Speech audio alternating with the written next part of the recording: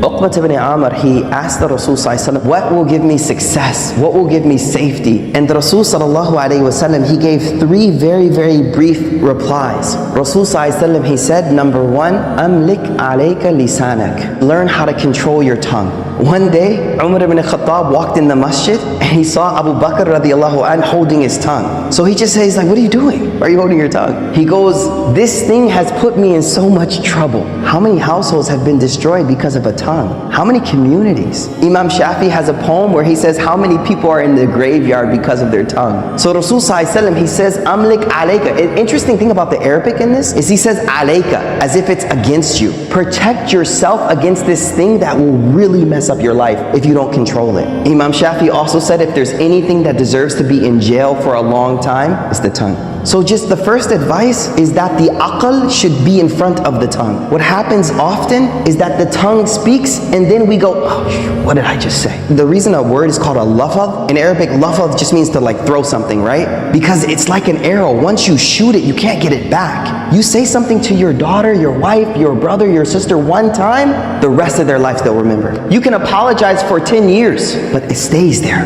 And that's why Imam Shafi says, the cut from the sword will heal, but the cut from the tongue will never heal. The way we learn how to speak. You know how when you have an infant, a toddler, and we celebrate speech, we're like, the first word, first word, first word, and then they never shut up after, right? So they say the same way we learned how to speak and we focus so much on how to speak, we also need to learn silence as well. You know, remember when we were small, we used to put kids in timeout? Timeout, don't say anything, just sit there quietly. I think a lot of us adults need some timeout, you know what I mean? So learn how to be quiet more, number one. Number two, Rasul ﷺ said, وَلْيَسَعْكَ بَيْتُكَ. Beautiful advice. Make your house enough for you. Meaning, make the house a place that you're comfortable being. Being there, being with your children there, being with your wife there, being with your family. Just make your house comfortable for you, enough for you. Not this mentality that we always have to be outside of the house. No, be at home. There's less fitna at home. You go to the masjid, salli, back to the house. Go back. Be there. Be with your family. We all know the incident of ifk. Ifk was when our mother Aisha radiallahu anha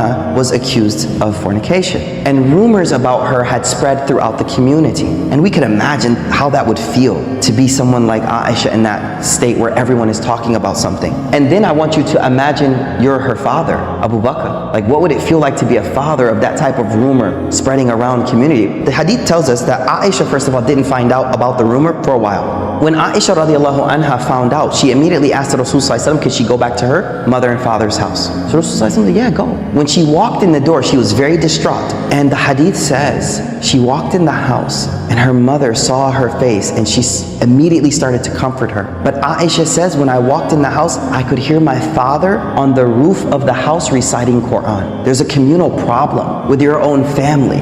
But where is he at? He's on the roof of his house, وَلْيَسَعْكَ بَيْتُكَ, and he's reciting Quran. Now that doesn't mean he didn't do anything to try to fix it, but I think sometimes we need to realize that sometimes the most I can do is focus on my relationship with Allah. And that's what he was doing. He wasn't being not active. He was saying, you know what?